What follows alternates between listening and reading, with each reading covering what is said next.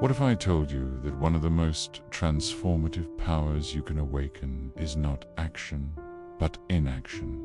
What if true mastery of your reality begins not by raising your voice, but by holding silence with intention? In a world flooded with opinions, demands, and stimuli, ignoring has become a revolutionary act. But not just any kind of ignoring, the kind woven with wisdom. To ignore as the wise do, from awareness, compassion, and clarity. Most people believe power lies in control, in response, in defense. They think their identity is affirmed in every argument won, in every word imposed upon another. But the ancient masters of the East, especially within the Buddhist tradition, taught something very different. They taught that the one who does not react is freer than the one who always responds. The one who chooses not to engage with what does not deserve their energy begins to rule their inner world like a serene emperor. Imagine, for a moment, walking along a mountain path. At every step, someone throws stones, hoping you'll stop, turn, and retaliate. But you continue in silence, steady, and every stone falls without touching you. In the distance, the noise fades. The mountain remains unmoved by the wind. This is the art of ignoring with wisdom. This video is a deep exploration not of the ego that craves to be right, but of the soul that longs for peace. We will speak of the subtle power of non-reaction, of how Buddhism has taught for centuries the path to equanimity, and why refusing to engage is one of the highest forms of energetic protection. You will see why you don't need to respond to everything, how to discern between what deserves your attention and what only seeks to drain it, and how to cultivate an unshakable mind in the midst of chaos. For in times of noise, conscious silence becomes the highest wisdom. Prepare to discover a teaching as ancient as it is powerful, a secret in plain sight, yet understood by few. For ignoring, when it comes from understanding and not from indifference, is a way of loving your peace. And protecting your peace means protecting your soul. When Siddhartha Gautama, the prince who renounced his kingdom, sat beneath the Bodhi tree, he was not seeking the noise of the world, but its silent call. The Buddha, as he came to be called, did not teach his disciples how to respond aggressively, win arguments, or defend a social image. He taught them to see with clarity. When one sees with clarity, one stops clinging to what has no substance. In Buddhist teachings, one of the deepest pillars is detachment. But detachment is not the absence of feeling, is the absence of entanglement. It is observing an emotion, a judgment, or a criticism as one observes a cloud passing across the sky. It is recognized, accepted, and allowed to pass. This is the key to understanding the power of ignoring others from a spiritual perspective. It is not about contempt, but about inner mastery. The word Buddhists use is apika, often translated as equanimity. It is the final jewel of the four sublime abodes, alongside compassion, loving kindness, and empathetic joy. Equanimity is the ability to remain centered, even when the outer world trembles. It is ignoring not from indifference or pride, but from compassion. Compassion that refuses to let your energy spill into things that do not build your path. Take a historical example. When the Buddha was confronted by provocateurs, he did not respond with anger, but with questions. When insulted, he did not return the offense, he smiled. When a man hurled harsh words at him, waiting for a reaction, the Buddha simply said, "If someone offers you a gift and you do not accept it, to whom does the gift belong?" And so, the insult returned to the one who gave it, not by violence, but by emptiness. This attitude was revolutionary, even subversive in its time. While leaders and Brahmins argued over hierarchies, the Buddha taught that true freedom arises when we stop depending on the judgment of others to define our identity. In the words of the Dhammapada, as a solid rock is not moved by the wind, so the wise remain unmoved by praise or blame. The Mahayana and Zen schools carried this wisdom even further. In Zen, the master does not answer with long speeches, but with silence, a gesture, or a paradox. They teach that wisdom is not in the answers we give, but in the space we create between stimuli and our reactions.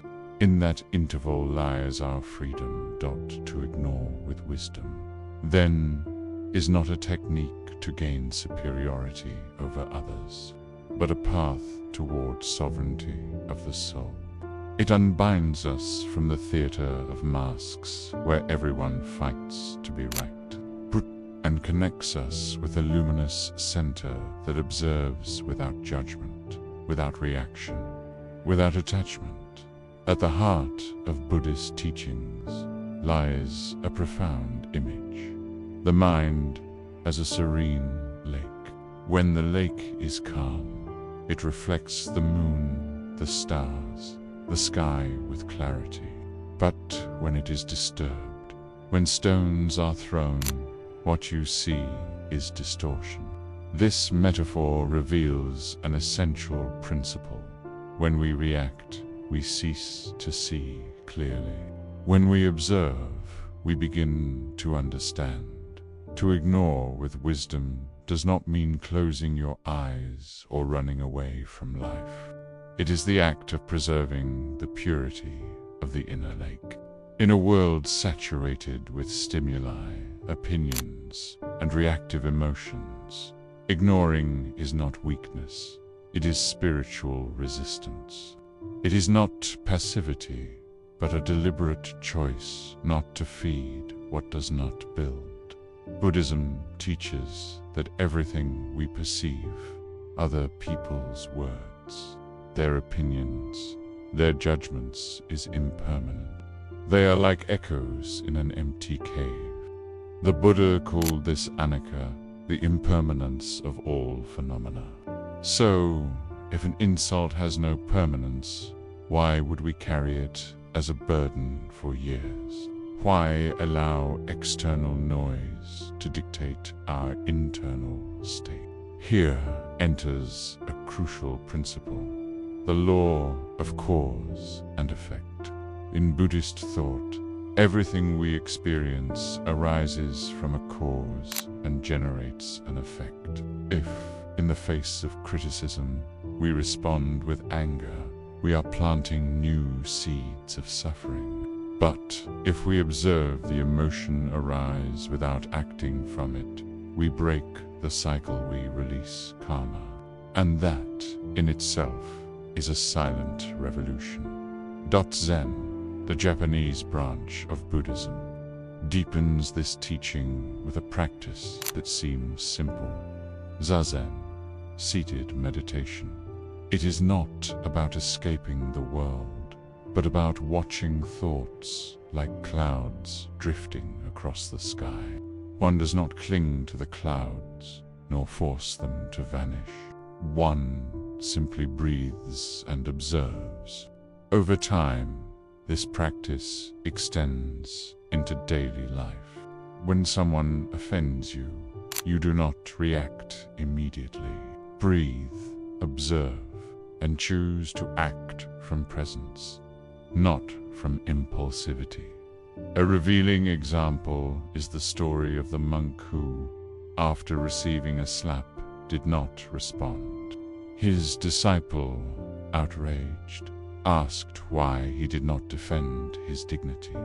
The master replied, "What value is there in defending a self that has no real existence?" In this sentence echoes one of Buddhism's central truths.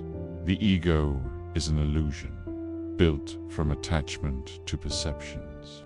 To ignore what feeds that ego is to move closer to true freedom. Of course, this does not mean permitting abuse or violence. Buddhism makes a clear distinction between non-reaction and passivity. To ignore with wisdom includes setting healthy boundaries from compassion, without hatred, without revenge. It is the art of acting without being possessed by emotion. Be off, responding without becoming entangled. The mind trained not to react does not become hardened, becomes lighter, like a lotus flower that, though it grows in the mud, remains untouched. So, when someone tries to harm you, you do not enter their game. When the environment is shaken, you become the still center. This is the practice. This is the power. Mastering this ability does not happen in a day. It requires inner vigilance, humility, and constant practice. Each time you choose silence over automatic reaction or detachment over external validation, you are strengthening a rare and precious quality, mastery over your own energetic field. In the sacred texts of Mahayana Buddhism, it is said that the Bodhisattva, the awakened being who chooses to remain in the world to ease the suffering of others, does not act from noise, but from silence. This silence is not the absence of words, but a presence so whole that no offense can penetrate it. At this point, ignoring becomes as refined a practice as the most delicate spiritual art. It is the invisible sword that cuts the ego and the armor that protects the soul. In a society dominated by the need to respond, by the constant impulse to opinionate, defend, and persuade, the act of ignoring becomes a revolutionary gesture. Yet, it is crucial to make a distinction. Ignoring is not contempt, is discernment. It is not about closing the heart, but about opening it so fully that it is no longer shaken by the small and the trivial. The Buddha taught that suffering arises from attachment to recognition, to identity, to external judgment. When someone ignores you, criticizes you, or betrays you, what truly hurts is not the act itself, but the story you weave around it. I am not enough. I am rejected. I must defend myself. These narratives are the shackles of the ego. The deepest form of ignoring is letting go of those stories, not ignoring the other, but ignoring the interpretation that enslaves you. Many Buddhist masters have pointed out that true spiritual strength is not measured by how many mantras you recite or how much knowledge you accumulate, but by your ability to maintain equanimity when the world collapses around you. This is the practice of Upaka One of the Four Sublime States, translated as it does not mean emotional indifference. but a serenity that does not depend on external fluctuations. The art of ignoring also forces us to face an uncomfortable question. How much energy do you lose reacting to what does not deserve your attention? Every unchanneled emotion, every repetitive thought, every impulsive response is a leak of vital energy. Buddhism teaches that conserving this energy is essential for advancing along the path to enlightenment. Ignoring, then, becomes a way of protecting your inner temple. An old Zen proverb says, "When the wise man points at the moon, the fool looks at the finger." In other words, the more we focus on the superficial criticism, judgment, fleeting opinions, the further we drift from deeper truth. Learning to ignore is learning to see the moon amid the noise of pointing fingers. It is also important to understand that ignoring with awareness is not disconnection, it is alignment. It means acting from the center, not from the periphery. The monk who smiles at provocation does not do so because he feels nothing, but because he has realized that peace does not depend on the environment. By ignoring the attack, he embraces his practice. And this is a form of compassion, not feeding the chain of pain. Often, the wisest thing you can do for yourself and for others is not to respond from the same vibration that attacks you, but to rise above, breathe, and remember that you are not your emotion, nor your passing thoughts, nor the projections of others. Every time you choose not to react, not to engage, not to respond from the ego, you are declaring, "I govern my temple." You are honoring the Buddhist principle that true freedom is born in the space between stimulus and response, and in that space lies your deepest power on the spiritual path. Ignoring is not escape, nor is it indifference. It is an advanced form of inner Kara shield, forged in the alchemy of discernment. But how can a soul embodied in daily life apply this wisdom without falling into avoidance or repression? Here, I will reveal 5 essential practices to help you. Cultivate the art of ignoring from elevated awareness without losing connection, without closing yourself off from the world. First, silence as a sacred choice. Before responding, pause. Take a deep breath. Notice the emotion that arises. Silence is not emptiness, is a fertile ground where conscious response is born. By ignoring certain stimuli, hurtful comments, provocations, or external expectations, you are not repressing your voice, you are strengthening your inner throne. Make silence a daily practice. Begin with 5 minutes each day, simply listening to your breath without judgment or effort. That inner space will become your refuge when the world shouts at you. Second, guard your energy. Not everything deserves your attention. Think of your vital energy as sacred currency. Every thought you feed, every emotional reaction is an expense. When you engage in meaningless disputes or in others' dramas, you drain your essence. Ask yourself, does this deserve my energy? Does it build me or dissolve me? Learning to ignore is not coldness, is self-love in action. Stop being an open field where everything lands. Learn to be the sky, vast, silent, unshaken. Third, the mirror of observation. Each time someone irritates you or projects negativity onto you, practice the mirror. Ask, what part of me is reacting? Am I seeing them or my own unhealed wounds? Ignoring another is not denial, it is recognizing that their judgment only has power if I give it my identity. This practice turns automatic reactions into opportunities for self-knowledge. The true sage ignores because they understand that everything that affects them belongs to them.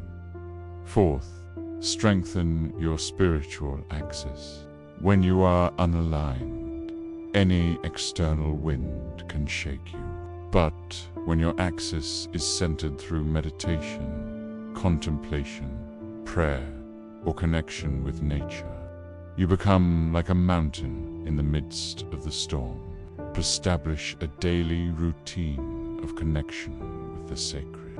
It does not matter whether you call it God, emptiness, presence, or silence. That intimate relationship with yourself will be the vibrational field that repels all that does not resonate with your higher frequency. Fifth, remember, ignoring is protecting what you are building.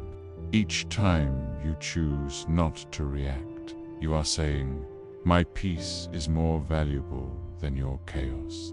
Ignoring, from the wisdom of Buddhism, is an act of compassion. I will not allow you to contaminate me, and I will not allow the cycle of suffering to continue. Ignoring is to look with love and choose not to participate.